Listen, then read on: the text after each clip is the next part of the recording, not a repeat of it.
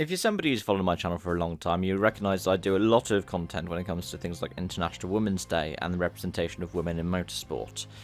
And I think it's quite nice that today is the first round of F1 Academy, won by Dorian Pin. Because it shows that there is still progress going on to try and get more women involved in F1 as drivers, and by extension in motorsport.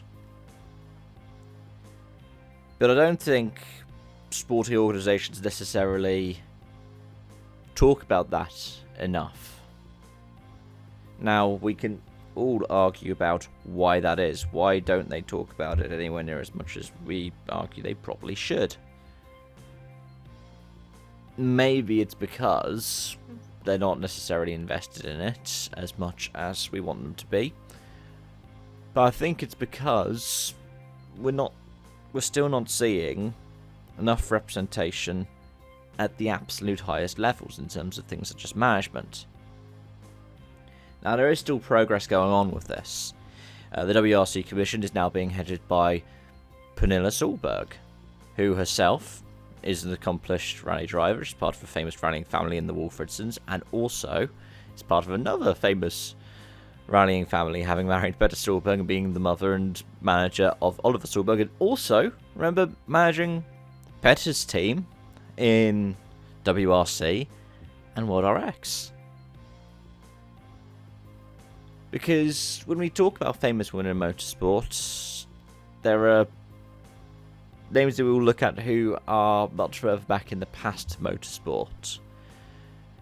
You might, for example, decide to go to Michèle Mouton, who is the head of safety in regards to rallying, was the 1982 vice champion, won, 4-5 WRC events between 81 and 82 behind the wheel of the Audi Quattro. And her co-driver, Fabrizia Pons, went on to win rallies as co-driver to Piero Liatti as late as 1997. And then, of course, in 2022, after the first rally of Rally 1 regulations, Isabelle Galmiche was leading the co-drivers championship because she won alongside Sebastian Loeb at Rally Monte Carlo. So the era of World Rally Car and the era of Rally 1 were both entered with women on the top step of the WRC podium. In F1, people usually refer back to Bella Lombardi, who's the only woman to have gotten points in F1. And hopefully someone like Pin or Pulling or anybody else will make it so that we're not going to go so far, because we're talking 50 years now since a woman got points in F1.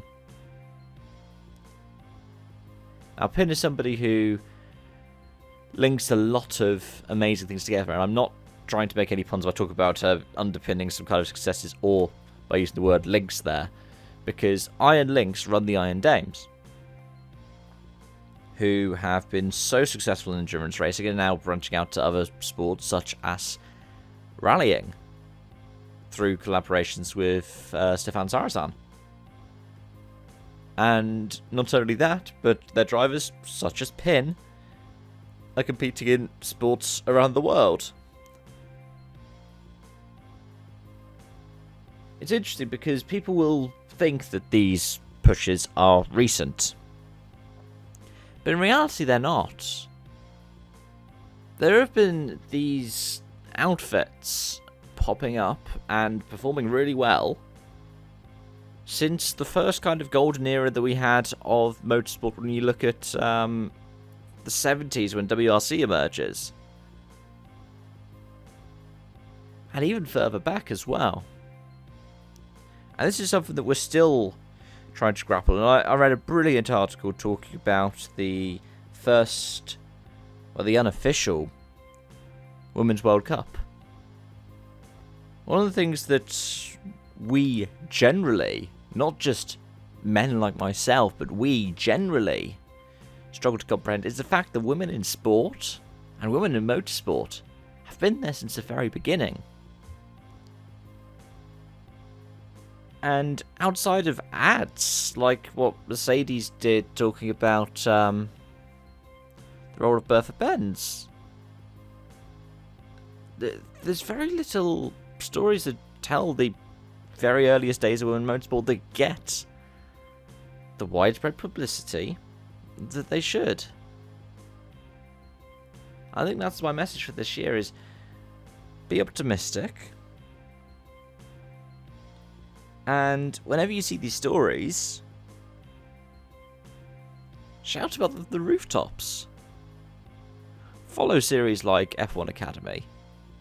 And yeah, it's great that that's now on the F1 Circus and it's being live streamed.